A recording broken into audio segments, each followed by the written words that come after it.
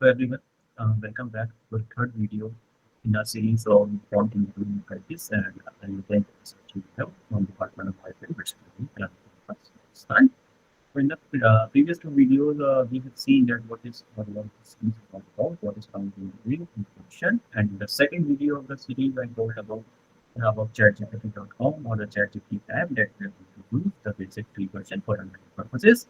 When I finished the second video, I said that in the third video we are going to discuss about this statement about more generate the prompt, more, uh, more generate the output, and more specific the prompt, more specific output by doing hands-on exercise.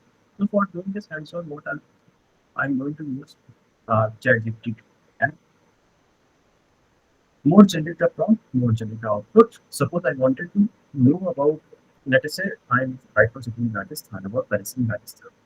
But I didn't say that. I gave it a very general prompt that tell me about penicillin. And I asked it, I gave him the command to execute it. So it has told me that penicillins are large grand residences, function purpose grand residences. They have there some architectures is there. Historical examples are there in France, Turkey, China, Germany. But if you recall, what I had in mind was that I wanted to know about the palaces in Jaipur in Rajasthan. So let us say that I want to know what Jaipur in Rajasthan. But the problem with ChatGPT, or not a problem, but the limitation is that between myself and ChatGPT is that there is no neural network between us. If I don't tell exactly what I want to get as an output, it will likely to give something which I may not be wanting to see. So we say that it's hallucinating, but it's not hallucinating. The issue is that we do not give it clear enough prompt. So that is why more generate the prompt, more generate the output. Now I will slowly try to go over to a specific prompt, but I will funnel it down. I will say uh, I wanted to know about Indian pets. Now when I will execute it, start about giving me content about the palaces that are in India, but still as I've not specified, you will see I've not given it the specific for Rajasthan and Jaipur. It is trying to give it all over. So famous Indian palaces are Rajasthan, North India, Udaipur, Red Fort, Agra Fort, and so forth. South India, Mysore Palace, Karnataka, Parakuma Palace, so and so forth. I will get East West India and some other architecture also. Okay. So this was slightly specific from very general palaces. I have moved these palaces in India. Now I will move further filter it down. Tell me about palaces in Africa. And you need not to worry if there are small spelling mistakes while writing. You will be able to understand. Minor spelling mistakes are fine in ChatGPT or any other LLM for that matter.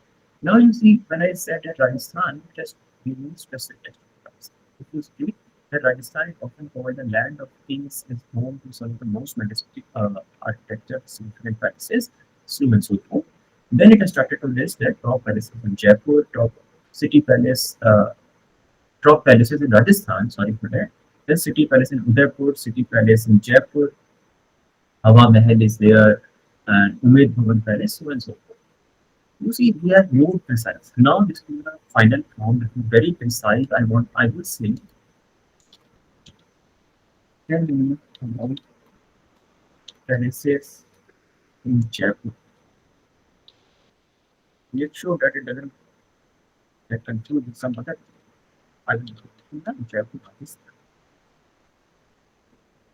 Now is going to happen that specifically what I wanted to know about only the Jaipur palaces. Now, because my form is very precise, it will give me all the information that it is trying to generate about Jaipur palaces. So first is the city palace in Jaipur, built by Mr. Maharaja Savai Jai Singh, who so and so forth. Then there's the Hawa Mahal, Palace of Winds is there. Then there's Jal Mahal and Rambagh Palace is there. And Nahargarh, Sisodia Rani Gandhi, so and so. Okay. Now, I hope the people who are watching this video are able to understand what I meant by this statement. More generic the prompt, more generic the output, more specific the prompt, more specific. So if there are any issues, please feel free to write in comments. I will try to address your comments. And if you have not seen our earlier two videos and you want to ask are very new to choosing ChatGPT, please watch our second video where I tell about what the ChatGPT.com or the ChatGPT app is all about. In the first video, where the overall layout of the series is given of what we are going to cover as part of the series. In the next session, I will try to move to the last part. What about immediate forms and prompts that span a time horizon?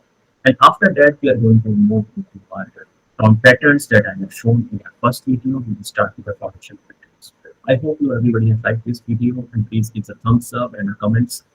Put down your comments if you have any concerns, and see you soon in the fourth video. Thank you.